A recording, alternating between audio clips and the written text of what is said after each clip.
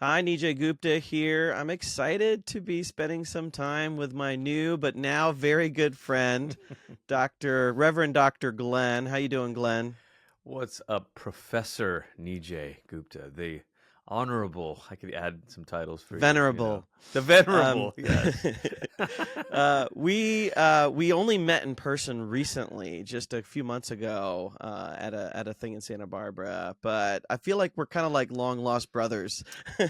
Man, listen, I've been reading your work and benefiting from your scholarship and life for a long time. But it is fun to we had this online engagement with one another, and we've Yeah. had you on the Resilient Pastor podcast and all that.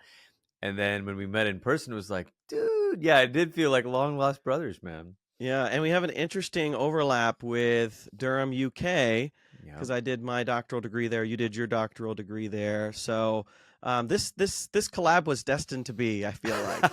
Absolutely, man. Absolutely. Just a little background on what we're doing in this exciting kind of podcast video series.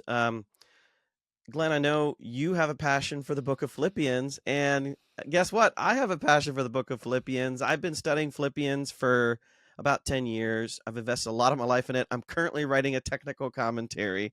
And when I found out that you were going to be doing something with Philippians, I just got really excited and I thought, hey, we need to get together. We need to talk. And if other people love it, great. If not, I just want to learn from you. So tell No. me what your interest is in Philippians. Well, Nijay, my interest in Philippians is reading your commentaries and your guides so that I can preach it. No, one of the great gifts of preaching is that you get to really dive deep into the text, sit with it, and then figure out how to communicate it to people and let the Word of God speak to our everyday lives. So we're in a series right now at Rockharbor through the book of Philippians. It's a 6-week series. And it's at least the second time for me preaching through the book of Philippians. The last time was like 6 years ago.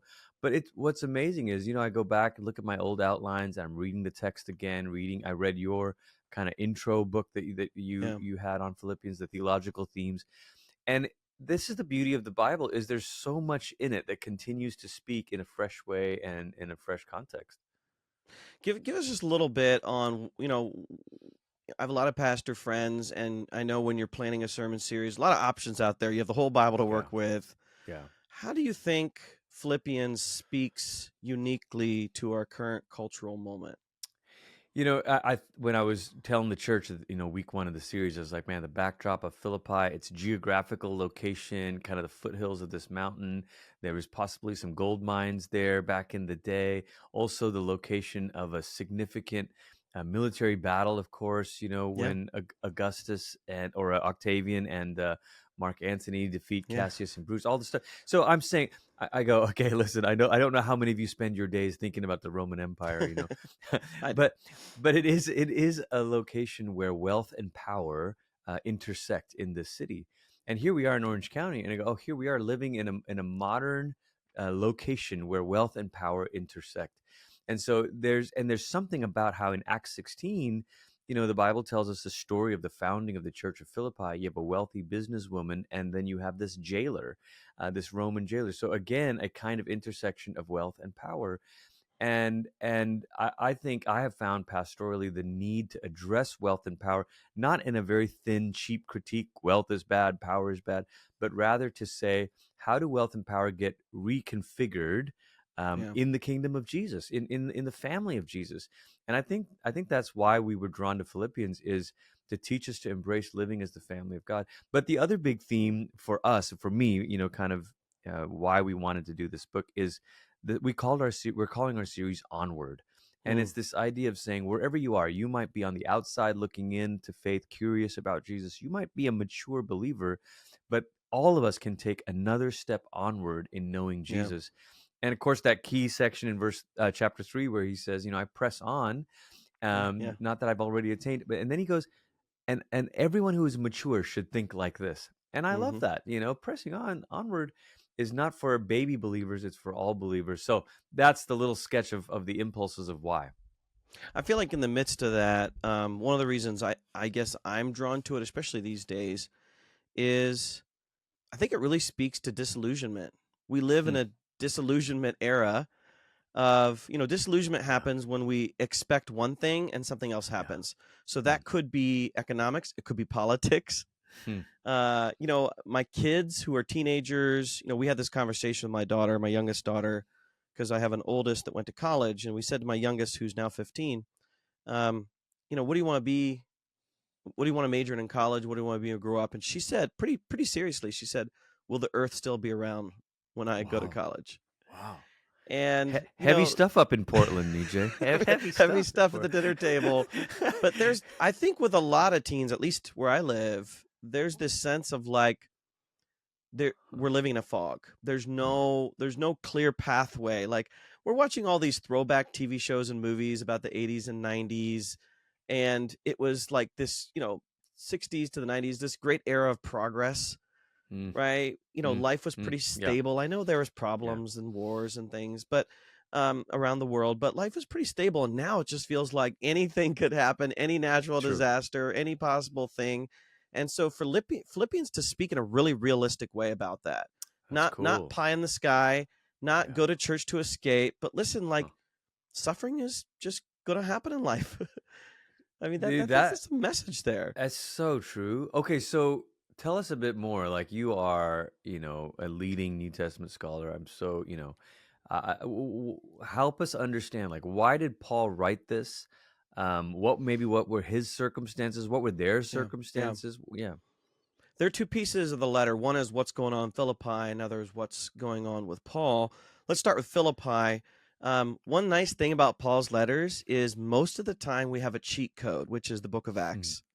And so the book of Acts gives you kind of a little bit of background of, what Paul's experience is like in many of the cities that he ministered to. And so if you turn to Acts 16, which we're not going to do right now, but I encourage other people to follow up, Paul's with Silas. He's been doing his European tour, and he ends up in Philippi. We have a great. I revisited this chapter today. There's so many interesting things going Oh on in man, this. It absolutely. is so many miraculous, amazing Yes. things. It's kind of mind-boggling. You'd be right at home in like the MCU or DCU sort of thing. So you got Paul looking for some people to minister to. He ends up with a group of women, some of whom were Gentiles that revered the God of Israel. We call them God-fears. And he ends up sharing the gospel with Lydia. She becomes a believer, her and her whole household. That's pretty amazing. There's this slave girl, this weird story about a slave girl. Yes. And she has this Pythian or demonic spirit in her that gives her the ability to predict things that no one else knows. She's able to kind of read behind who these people are, and Paul gets kind of irked and he sort of snaps his finger and sends this demon out.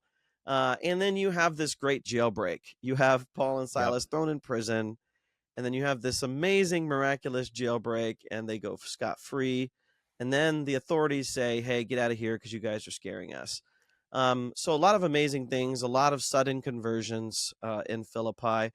One really interesting thing we learn from both the letter of the Philippians and the book of Acts is, did you know this, Glenn? We know more names of women in the church than we do men. Wow. So we know I did Lydia, not Lydia. we know Euodia from Euodia chapter and 4, yeah, and Syntyche. Syntyche. Yeah. Yep. And then for the men, we know Epaphroditus and maybe Clement. We're not sure if Clement's there or not. And so we get the sense like there's some girl power in this city as well, which is really amazing. interesting. Now Well, let's talk about what's. can I ask you Go a ahead. question about that? And do Yeah. you think that's connected to Paul's, like you said, in Acts 16, he ends up preaching to a group of women by that river there, which was like, is there something there that because of its founding, it began that way?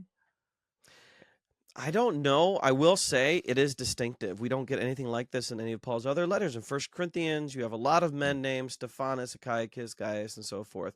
Now, in the letter to the church to Rome, Romans 16, you do have several women named, but you also have a lot of men in there as well. So something's going on in Philippi. I'm not sure. Wow. Something's going on in Philippi. Now, when it comes to the situation of the letter, here's how I kind of read the situation. Paul goes to Philippi, he preaches the gospel, and he says something like, God is going to turn your life upside down. You're going to know joy and peace like you never knew it before. You're going to see the miraculous power of God like you've never known it before. And I'm going to lead the charge in all of this. I'm going around the world to share the gospel. And they think, rah, rah, rah, yay, let's do this. And then Paul leaves, as he does normally, and Mm-hmm. then things start to fall apart. So you have local persecution bubbling up. And persecution wasn't like government, agents coming and raiding people's houses. Persecution was more like relatives, coworkers, friends saying, "Hey, these Jesus people are suspicious. We're going to keep our distance. We're not going to do business with them. We're not going to invite them to Wow. gatherings. We're not going to allow them in our clubs. Huh. We're not going to Huh. allow them in our associations. We're not going to stand next to them at the parade." It was going to be That a is lot of interesting. ground up social things Yeah. rather than top down persecution. Okay, time out. That's Yeah. really big because I think when I've imagined persecution, I've imagined the government oriented, almost like the KGB or, like this sort of rounding up people. Um, but it's interesting, Nijay, because last Sunday when we were in the second half of Philippians 1, we had a guest, one of our missionary partners from India, and I have to protect his identity. I won't talk about some of the work that he's doing, but Sure. he said he's like the kind of persecution they're facing. It can't come in official forms because the government likes to present that they're friendly to all groups of people, but they actually are, especially in the rural areas where this guy has like thousands of church plants and pastors, Yeah. Yeah. that these unofficial teams are going door to door and kind of threatening people, saying, "Hey, if unless you become a Hindu, you're not going to get these special business incentives, and you're not going to Yeah. get these Yeah. perks. And actually, we might withdraw loans, and so that seems to be like what you're talking about, the kind of social grassroots opposition."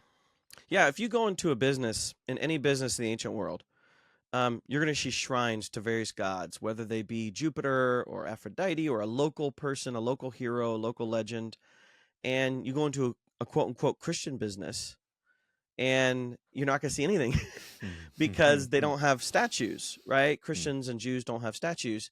And so if I'm a business person, I go in there, then I'm going to say, "What's up? Like, what's up? Where are your gods?" And then you're going to either don't say anything, or you say, "I worship an invisible God." And they say, "We're out of here." Yeah. Because that's, I wrote this book called Strange Religion, where I say that kind of stuff is Yes. dangerous. People don't Yeah. want to work with Yeah. people that don't toe the line. They think you're a part of a weird cult. Mm. And so these Philippians were experiencing persecution. Mm. I mean, think about it from your own relatives. Like I converted to Christianity as a 16-year-old. Mm. And I remember going to a family reunion just after I'd converted. And I was with my parents, I was with my oldest Mm. brother, and my oldest brother is not a Christian. My parents are not believers. Mm. And I remember my oldest brother, he's 8 years older than me. We're in the car on the way. He turns around and says to me, "Nijay, if they ask you what you want to be, because I want to be a pastor, say you want to be a doctor or you don't know." It would just be really awkward and embarrassing. It Wow. wouldn't be the end of the world, but it would be a conversation starter. No If kidding. I said I want to be a pastor, like that would Wow. be, at an Indian, Hindu Yeah. Indian celebration, this ain't gonna fly. So imagine that writ large in a non-Christian culture, Mm. Mm. and Mm. it's going to lead to a lot of tough stuff. And then your intrepid hero apostle is in jail facing an unknown fate. Mm. Mm. And now all of a sudden you're thinking, what in the world is going on? So, Glenn, I really see Philippians as a theodicy text. Theodicy is the question Interesting. of, if God is good and God is all powerful, then why are things going wrong? Yep. Why are things Yep. going wrong in the world? Why do bad things happen? Why are Christians suffering? Why is anybody suffering? Yep. And the line I use, I'm a big like pop culture person. So the I line I know. use with my students, this comes from the great theologian Chris Martin from Coldplay. Just because we're losing doesn't mean we're lost. There you go. Do you know that song? Yeah, absolutely, Yeah. man. I think this is the headline of Philippians. Uh-huh. Uh-huh. Just because we're in the fog, just because the path is unclear, doesn't mean God doesn't have a pathway set out for us. You know what? We have an amazing teaching team here at Rockharbor, and one of the guys on our teaching team, he was teaching the evening service this last week. And when we were studying together or comparing our notes, we have this little sermon circle on Tuesdays where all of our teachers and anyone else from the staff who wants to come gives feedback, input, that kind of thing. Anyway, he said this, and probably reading, maybe something you wrote, or maybe it was Lynn Cohick's commentary on this, but just the honor shame culture Yeah. thing, and the Philippians, had become this Roman colony, and so maybe this undercurrent of, if you honor Caesar, life will work for you, work well, go well for you. Yeah. And then they thought, oh, well, let's transpose that. If Caesar isn't Lord and Jesus is Lord, then if we honor Jesus, then life should go well for us. But actually, life wasn't going well. Do you agree with that framing? Absolutely. This is, again, it goes back to it being a theodicy text. And so I think Paul writes this letter really to say, um, God is going to turn all this stuff over to good. Everything that's happening, including the suffering, including the not knowing, that's going to encourage you to have faith, including kind of the fog that's going to encourage you to have trust. And you can even experience joy in the midst of suffering. I mean, it's foolish, right? Yeah. But you can even experience joy in the midst of suffering. There's some practicalities. I'll mention that briefly, but I want to get in the letter pretty soon here. Sure. Paul's in prison, and I'll tell you what, Glenn.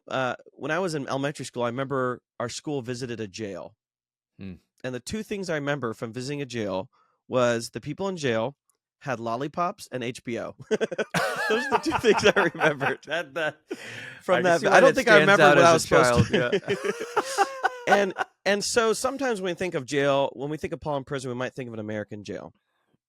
And in America, we have jail and prison. Jail is kind of short term and not too bad, and prison is long term and more severe. In Rome, in the Roman Empire, you just had prison, and prison was really bad. And only the worst of the worst people went to prison for crimes like murder, treason, capital offenses, really bad things. Paul went to prison probably for inciting riots, civil disturbance, treason, that sort of thing. And where is he? Is he in Rome? What city is he in? Do you know? What's your guess? We don't. Most people in the church don't care, but I'll say that Mike Bird and I wrote a commentary, and we argued for Ephesus because of its proximity to Philippi. If they're sending people back and forth, they're exchanging letters, it's going to take a long time for it to get to Rome and back. It's going to take a real short time. We'll get to this in parts of the letter. But one thing about Roman prison is you don't have any food. They don't give you food. They don't give you provisions. They don't give you blankets. They don't give you medicine. And so what we know is the church in Philippi sent him provisions. They probably sent him food. They probably sent him some magazines. No, I'm just kidding. They didn't send him magazines. They sent him probably maybe some salve, some medicine, some herbal things, help him, some chicken noodle, the equivalent of chicken noodle soup. Maybe some writing utensils because he's a writer. And they sent a helper, Epaphroditus, one of their own, to serve and support him. And Epaphroditus, we learn, gets very ill. It says he was next to death. We'd say knocking on death's door. And so Paul actually had to send him back right away. And that might be a mark of shame for the church. They're like, hey, Epaphroditus, go stay with Paul for 3 to 6 months or for the duration of his. And here he's coming back right away. So Paul's going to need to explain that. So he writes this letter for a variety of reasons. This is part of what's called the prison epistles. So you have Ephesians, Colossians, Philippians, Philemon. And, I think about when I'm sick or when I'm down, I don't want to write. I don't want to work. Imagine Paul in prison, literally in chains. The term prisoner literally means someone who's in chains. Despios means chained person or the chains. And here he is, a chained person. And so next time, you want to complain about how hard your day is, just remember Paul's writing letters with heavy chains hanging around his wrists. Speaking of letters, Glenn, I want to ask you, I love thinking about what could have been. And many people think that Paul actually pioneered this genre of kind of the theological letter, the theological personal letter. The average personal letter in the Greco-Roman world is about half a page. And you say, how you doing? I'm doing great. Aunt so-and-so's doing fine. Tell me about this. And here, a letter like Romans, 1 Corinthians is 30 times the length. Even Philippians is 8 times the length of a regular personal letter. This is like a person sending you that text message that keeps scrolling and scrolling and scrolling. Yeah. Right? Or the voice one to text, and it just keeps going and going and going and going and going. Yeah, it's unusual as a genre. And, I feel like some people kind of skip over that and they try to ignore that it's a personal letter and they just try to mine Paul's letters for data. Yeah. I think that's wrong. I think it's actually important that they are personal letters. What do you think makes these texts like Philippians interesting as personal letters? One of the things, that stood out to me, early on in chapter 1, where he says, um, I thank God for you every time I remember you in all my prayers. I always pray Yeah. with joy because of your partnership.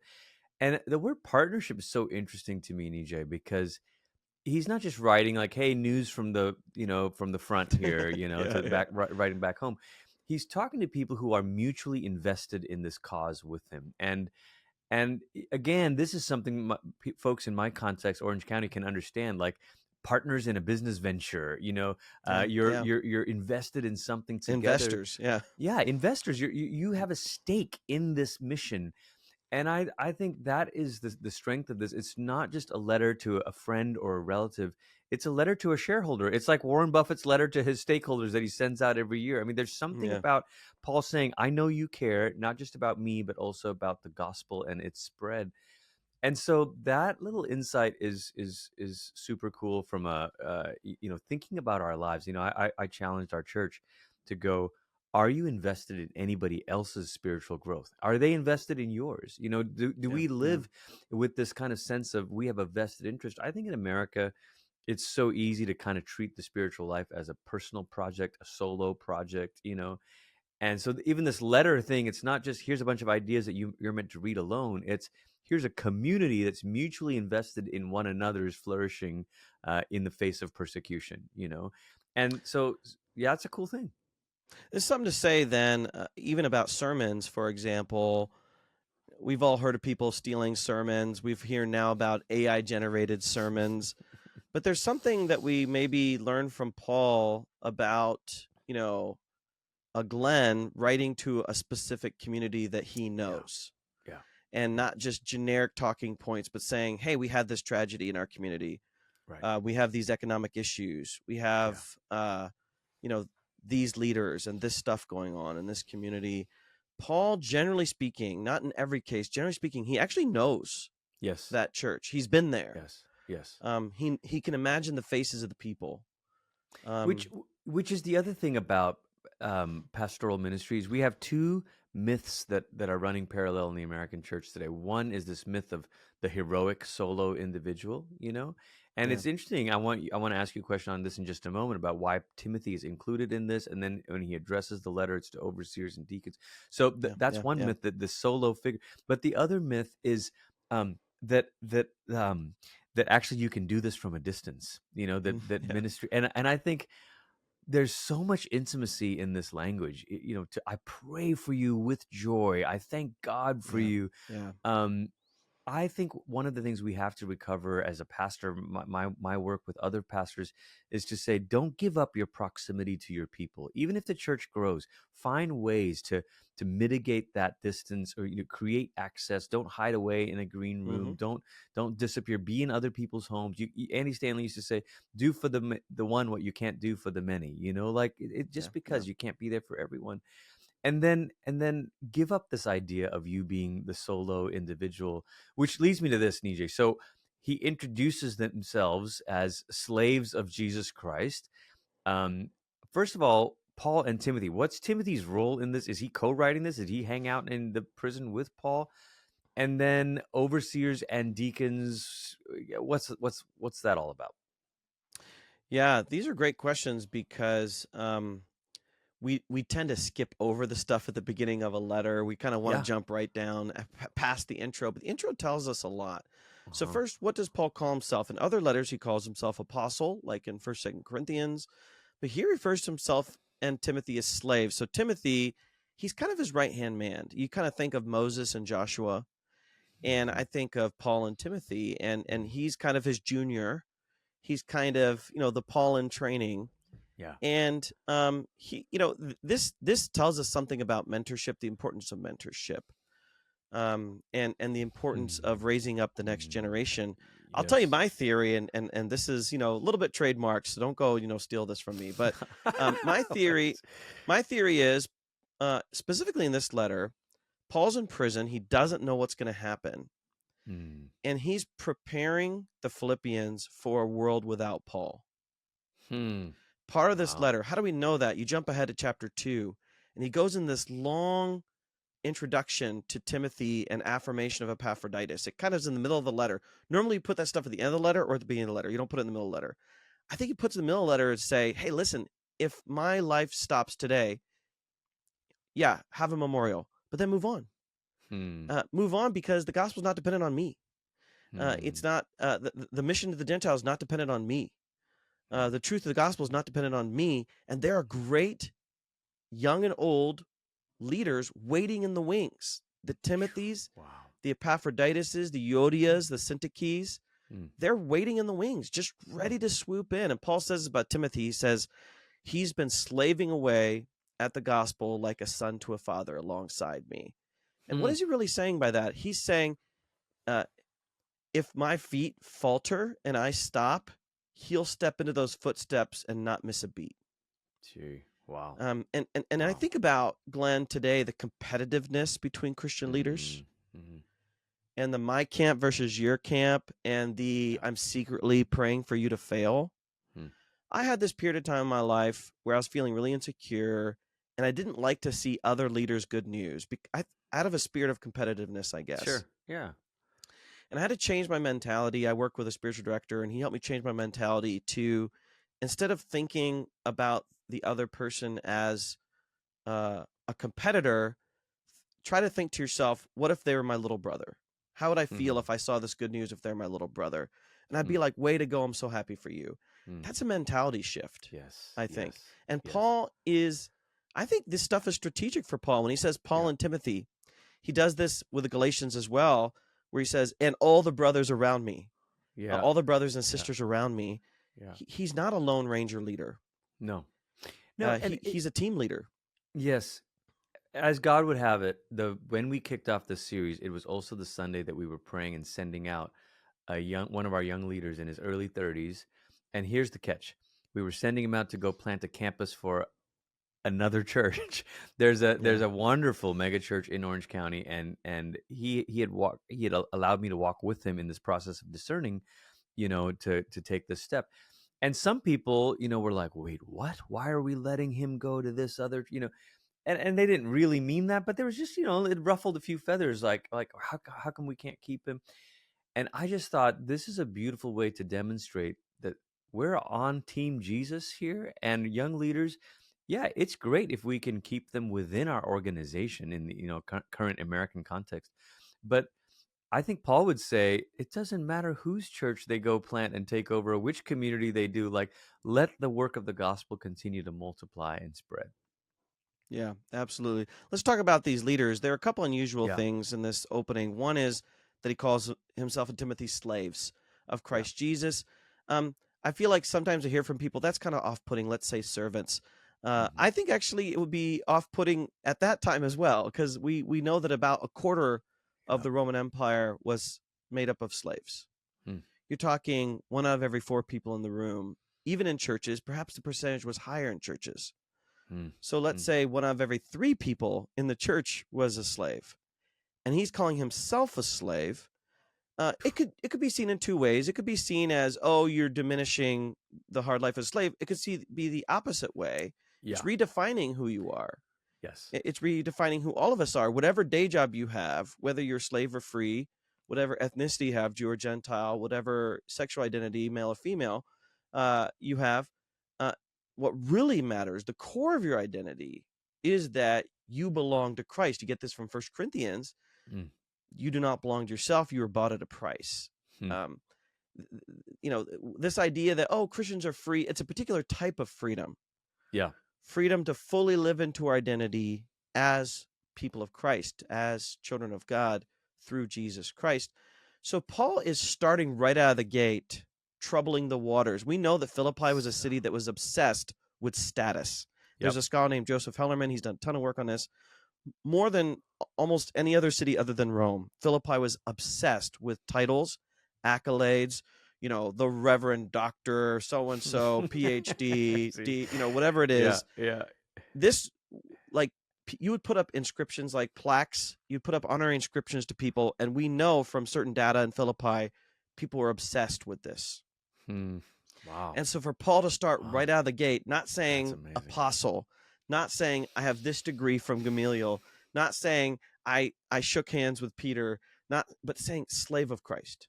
Mm. This is all right, let me put it this way. This would be on Paul's tombstone. Yeah, You think like a about what would be core on part Paul's of his tombstone. identity. Yeah. Yeah.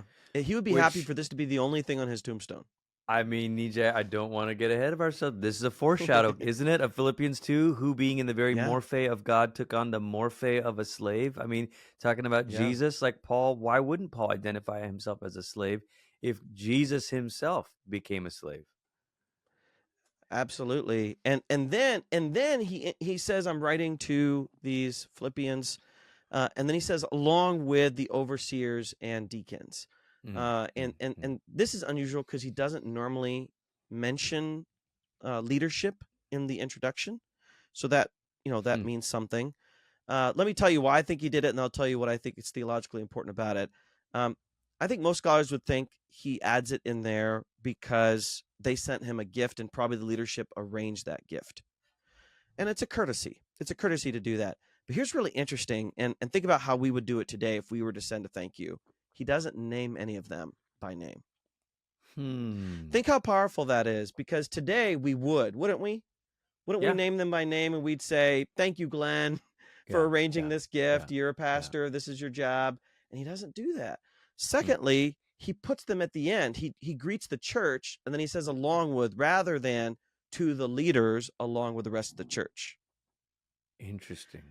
I think that's really powerful. And then one thing to think about, which I think is important, is the way that he has constructed some of these titles.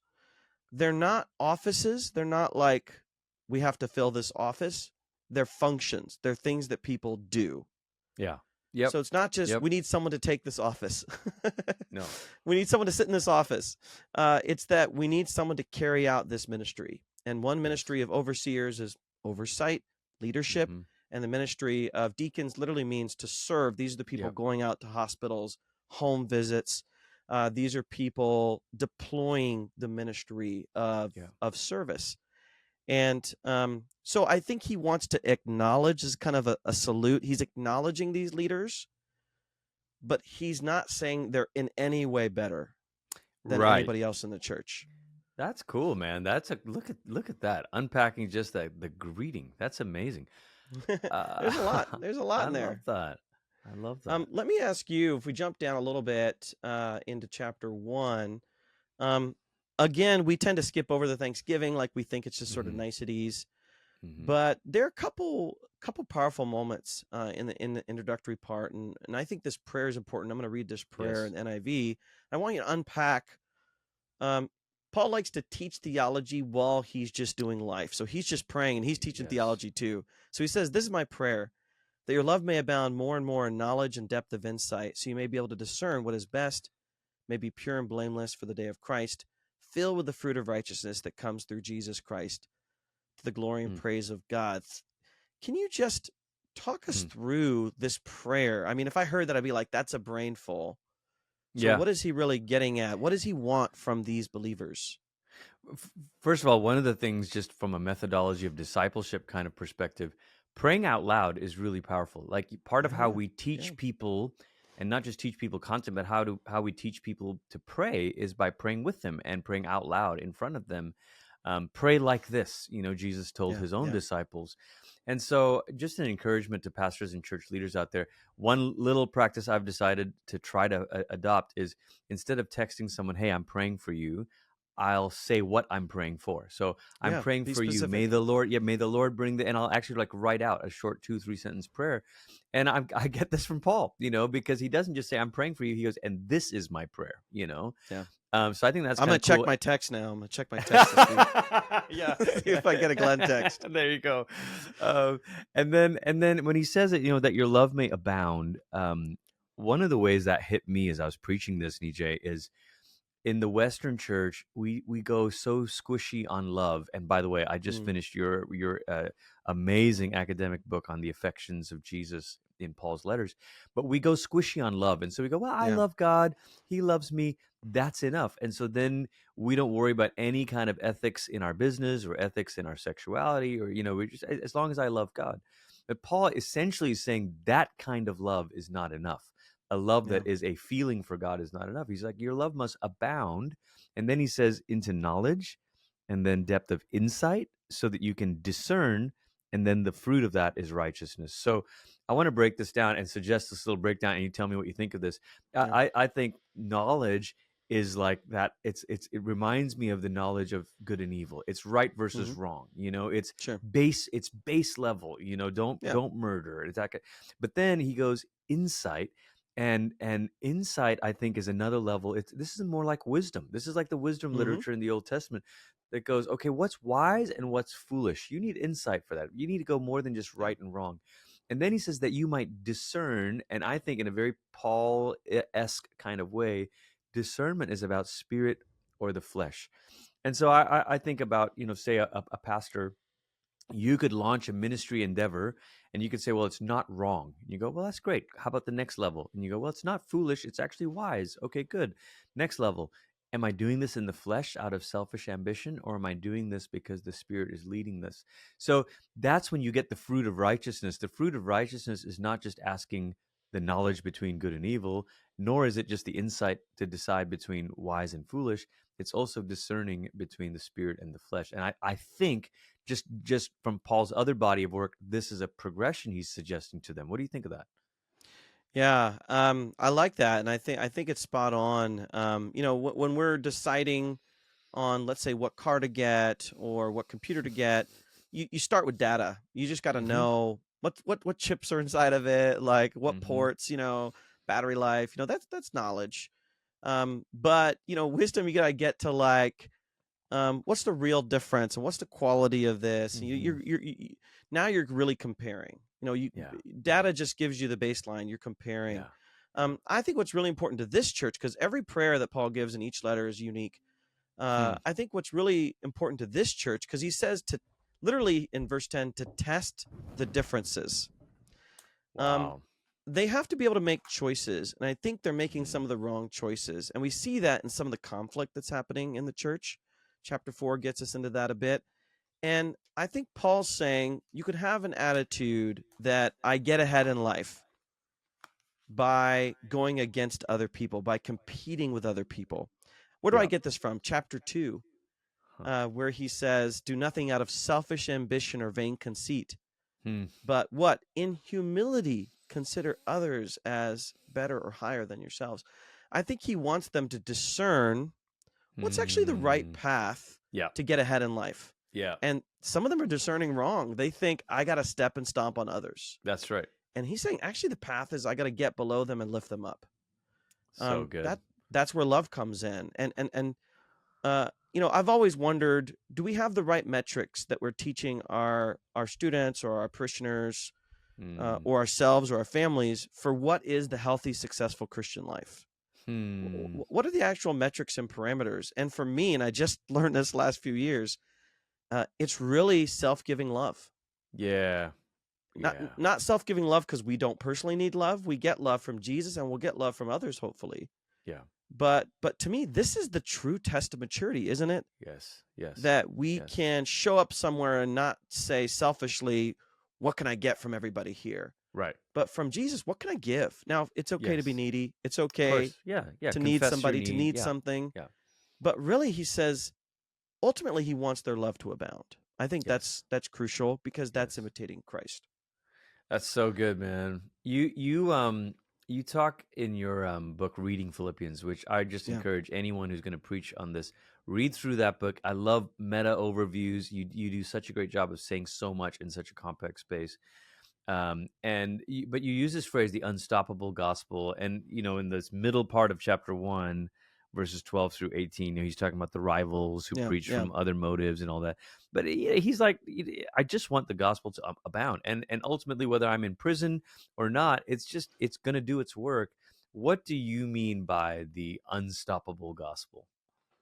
Yeah. Well, you think just in the last 10 years, 15 years, we've lost some great heroes of American Mm, Christianity. mm. Tim Keller, Keller, for yeah, example, yeah. and others more recently as well. Mm, And I hear people say sometimes, oh, the great legends are gone. We don't have mm, legends like that mm, anymore.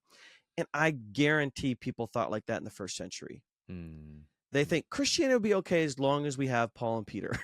Yeah, and, right, and, right. and, and, and, and so Paul ends up in jail facing potentially execution or exile, whatever. Hmm. And they think all hope is lost. This, Hmm. they're thinking, Paul, did you sell us?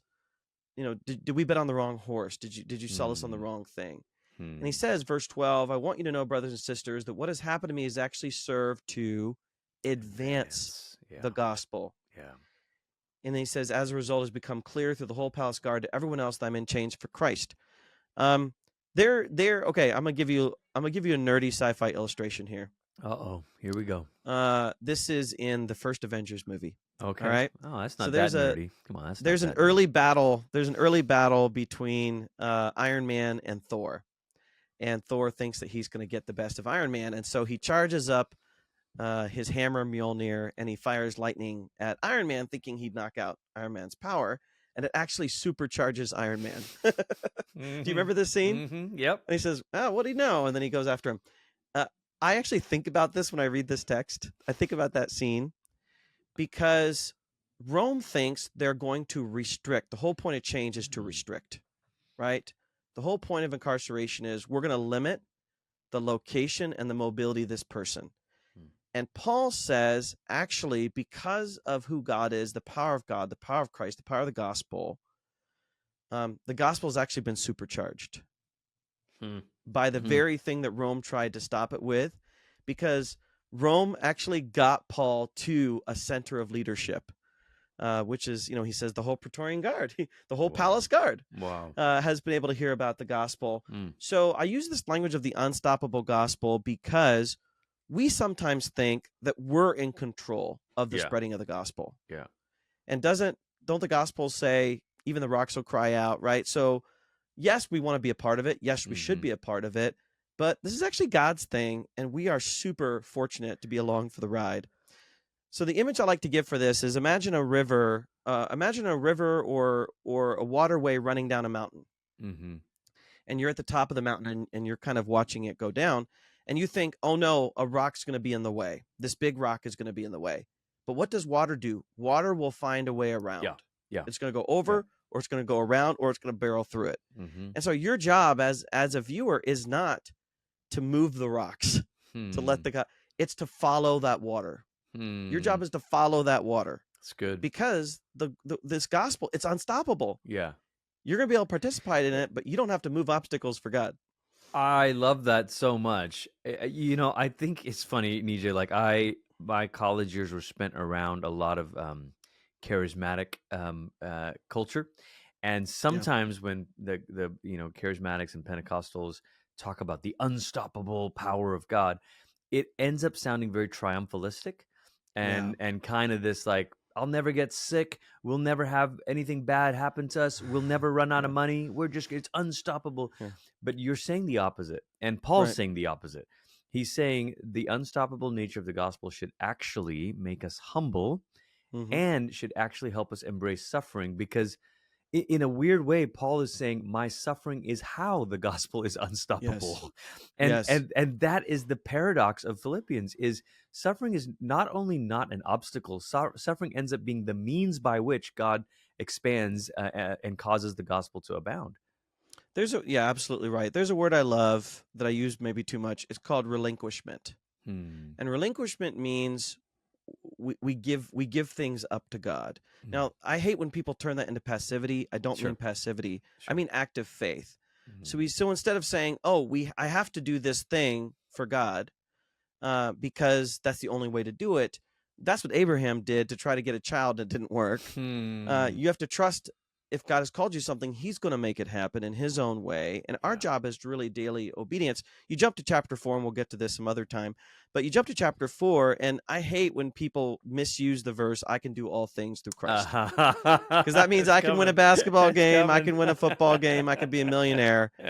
You have to remember, Paul's in chains, and he says, I don't know how it's going to go for me. Yes. Well, hey, Paul, man of faith, can't you just push it through? No, because this is God's will. What does he say in chapter 4? He says, I learned the secret of contentment. What is the secret of contentment? Life is going to have ups and downs. That's actually the secret of contentment. It's Yes. not that life's going to be all ups. No. It's that life is going to have ups and downs. Yes. That's the point.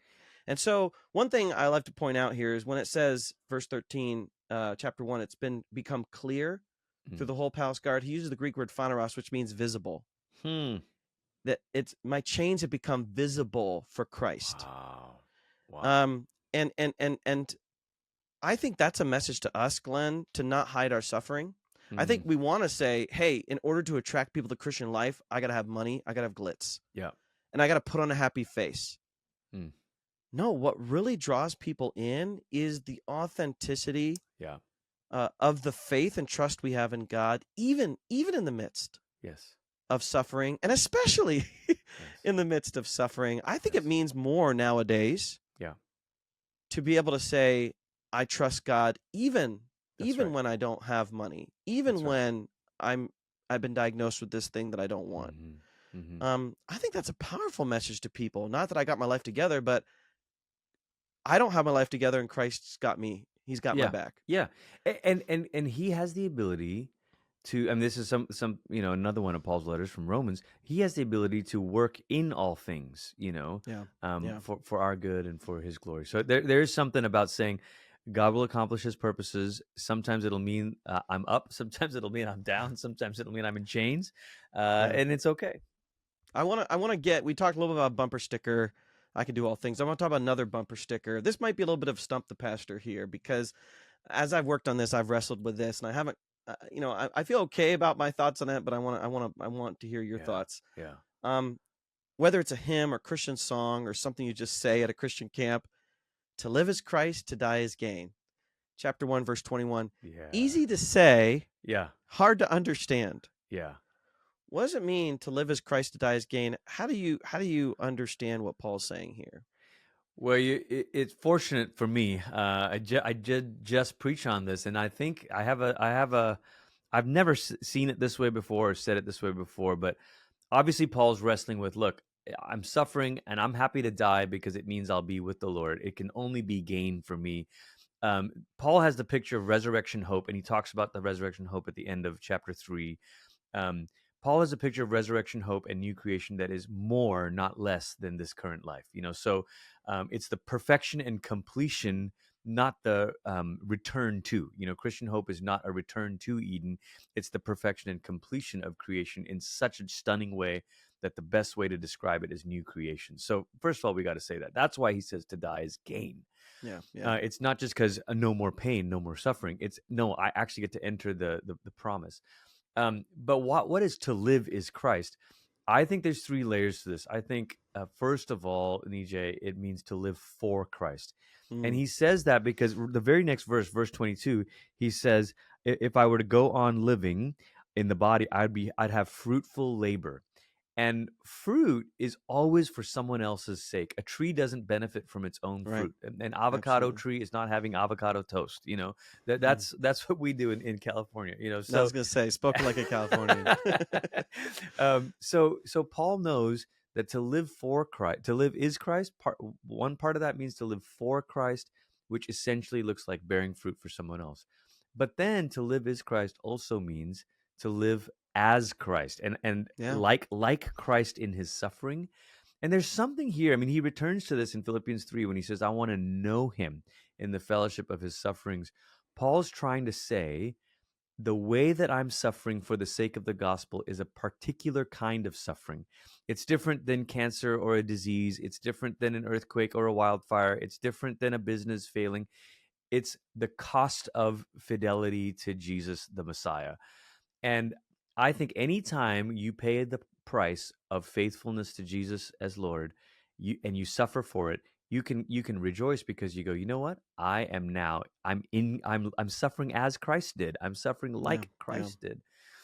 And then the third one, I think, is one of Paul's favorite prepositions. It really means to live in Christ.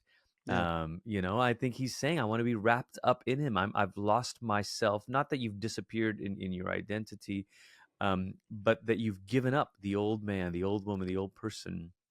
And so when he says to live is Christ, Christ has become my entire life. It means I live for him, live like him, and live in him. That's I like the preacher. I was going to say 3 points. That's perfect. um, I, you know, I think what Paul's getting at here is kind of an ultimate orientation of our life to Christ. Mm-hmm. And that's easy to say, but it's not often lived out. I remember reading one time where a modern Jewish person was explaining the difference between Judaism and Christianity, and he said, um, a Jewish person worships every day, and a Christian only worships one day a week. Oh And man. as wrong as that is, Yeah. it is a meaningful indictment Yes. of Yes. too many Christians that have Mhm. a one day a week faith. So I do think what Paul is saying is this is everything. You know, again, to turn to a great theological paradigm, we have The Simpsons. And there's a great episode where Homer is sitting at home and the doorbell rings and he goes to the door and it's Reverend Lovejoy. Mm. And Homer says, "Is this about Jesus?" And Reverend, and I love Reverend Lovejoy, and I say this every class probably I teach. Reverend Lovejoy says, "Homer, everything's about Jesus." That's great. That's I great. mean, how true is that for something that Paul thought? I think to live as Amazing. Christ is everything's about Jesus. Love that, man. I Christ love with that. Christ before you, Christ after you, Christ Yes. above you. All of that stuff, I think, is what he's saying. I will say for you nerdy listeners out there, there is wordplay here. To live as Christ, to die as gain. The word for gain is kerados, and the word for Christ is Christos. So it's meant to kind of sound similar. It's a little Fascinating. bit of a motto.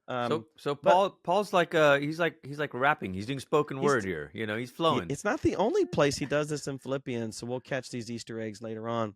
As we wrap up, I do want to just jump ahead to the end of Philippians and mention something he says at the end. I think that's really crucial, Huh. and I think we were originally going to have me talk about this, but I want to ask you as well. Well, I think I No, don't like I wanted you to no, ask you this. do. You do. I do need to hear you on this. Yeah, we do need to Okay. ask you this. Well, we've been talking about suffering, so maybe this is Yeah. a good place to kind of tie it all back together.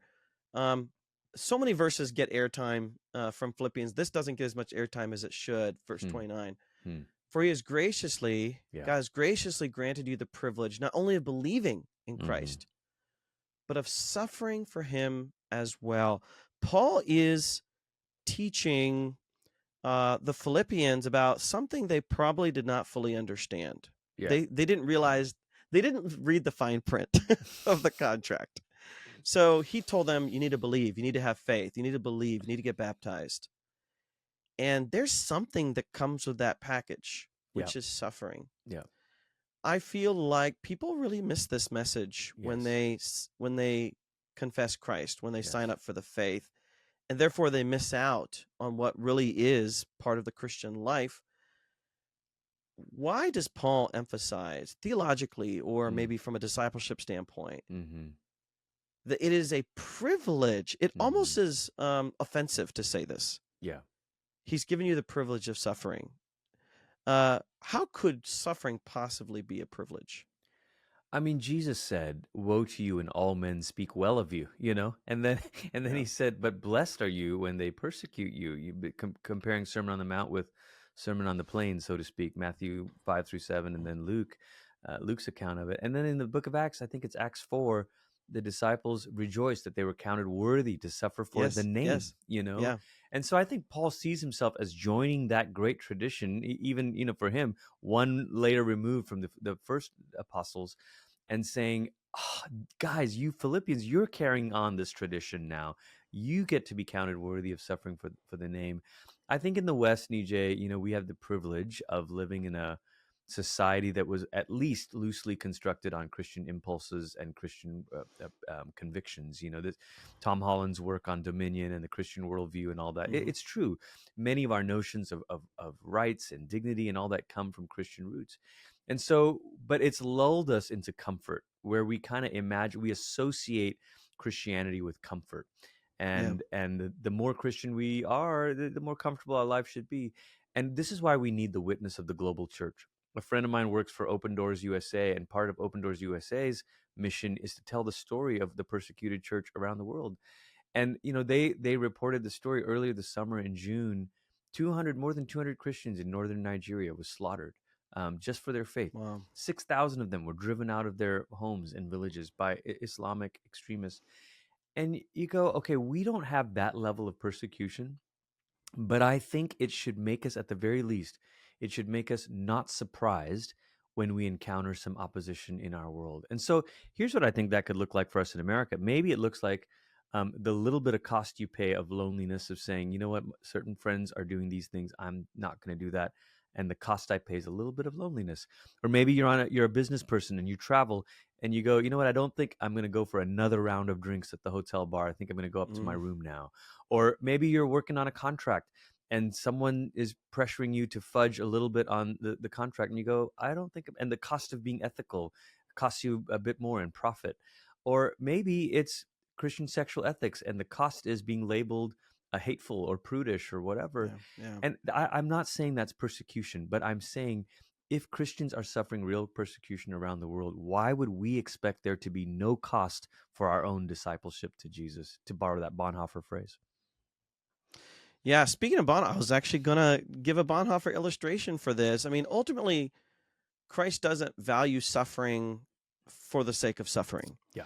He values it because when we choose suffering, we tend to choose it for the things we're most committed to.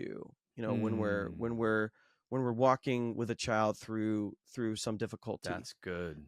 When we're caring for an aging parent. You know, it's for something. And so, speaking of Bonhoeffer, probably most listeners, viewers are going to know who Bonhoeffer is. He was invited to the U.S. to spend some time. You know, he's German. He spent some time in the U.S. And he was when things started to get cooking in Germany with you know the Nazis turning against certain dissidents, including Bonhoeffer. He was encouraged to flee to the United States so that he wouldn't be arrested and possibly executed. So he did. He was of two minds about it, but he ended up in the U.S. and almost immediately he gets a letter, I think from Karl Barth, if I'm correct. And Karl Barth says, "Don't you dare come back to celebrate the victory at the end if you don't come back now to deal with the crap going on right now." Wow. And Bonhoeffer took that seriously, and he went back. So he was there for some sort of fellowship, whatever, and he said, "Guys, I got to go. I can't stay." And he went back to Germany, and the idea was someone that's really committed to something, deeply mind, body, spirit, is going to suffer for that. You know, a really lighthearted analogy would be I was in Boston. I was living in Boston in the early 2000s when the Red Sox won the World Series. Wow, that's fun. Think how many years they suffered not winning to finally get that victory. How many diehard Red Sox fans had to go through so many seasons of turmoil to finally get their victory after many decades. So we can understand this on all levels, what we're committed to. So just slapping a name tag, I'm a Christian, just writing it on a census form, just showing up to church. Paul's like, that's not enough. Yeah. That's not enough. It's got to go all the way down to the bone. I love the link between suffering and value, which also is a bit of a foreshadow to Philippians 3, where Paul says he's reappraising his own life, right, and value. Okay, we did not cover a key verse here, Nijay, that some scholars say is the theme verse for the whole letter, and that is verse 27. Live, whatever happens, conduct yourselves in a manner worthy of the gospel of Christ. It's an echo to me. I can't help but hear the echo of Ephesians 4, I think, where he says, walk worthy of your calling. Eugene Peterson reflected on that word for worthy, axios, and he says it's kind of like a scale, that the weight on one side should match the weight on the other side. What do you take this phrase to mean, and how does it speak to the whole letter? Yeah, I think it's a key moment. I'm never a believer in like there's one verse that unlocks the whole thing, but I do think it is the first time in a letter he's really getting at what he wants to talk about, which is discipleship. And I think a lot of Christians operate with the mentality, I'm going to do the minimum to get into heaven, and then if I get a chance, I'll do a little bit more. And Paul really sees it the other way around. It's kind of like getting, trying out for like the Barcelona soccer team or the Madrid soccer team and making it as a rookie. Oh, great. You made it as a rookie and you put the jersey on. Now you're playing for this jersey. Yeah. Live up. Yeah. Yeah. Like you're playing for this jersey. You can't just, you can't skip practices. You can't, you know. Mm-hmm. So I think this is the paradox of the kingdom of God is it's all free. It's all Yeah, grace. yeah, yeah. There's a high standard for how this team lives, how this team works. And when Paul says live your lives, he's not using the normal word for live. Normally it's peripateo, which means walk around, live your life. Mm. He's language of politio, which means live as a part of a specific community. It comes from the Greek word polis, which means city, but he's talking about the gospel city. He's talking about the kingdom of God. Wow. So he's saying, as you live your lives, we have all these different hats of identity. I'm a Portlander. Yeah. I'm a Asian American. I'm a part of my kid's school system. I have all these different hats I wear. I shop at Trader Joe's. I have all these hats I wear, and I draw values from that, right? But I'm also a member of the kingdom of God. And what Paul's saying is every second of every day, you have the choice to live into a certain communal value system. And every day you must make that choice to live from the values of the gospel kingdom and not what the people around you are doing, not what your parents do. Parents do good things, bad things. You live actually from the gospel kingdom. That's ultimately where your value comes from. That's a powerful message because we all know it's like to live in 10 worlds at once with all the different things going on in our lives. What actually dictates what you do in a crisis, what you do when a person reaches out for help, what you do when you get a big paycheck or a big bonus. Yeah. What do you do with that money? What value, what community actually drives that? I think that's powerful. Well, Glenn, man, an hour can go by so fast. I am proud of us for getting through chapter 1, at least well the done. highlights, some background. We're going to continue on next time with chapter 2, which gets into my favorite part, which is the Christ hymn. I call it the Ode to Christ. And I'm pumped because the first chapter just sets you up for just so much gold in the second chapter. Thanks for the conversation. Dude, likewise. I love your insights. You are a masterclass in drawing out kind of theological meaning, discipleship meaning from a text. Brilliant mind. So it's been a joy to chat with you. Such a joy. Thanks, Nijay. All right. Till next time.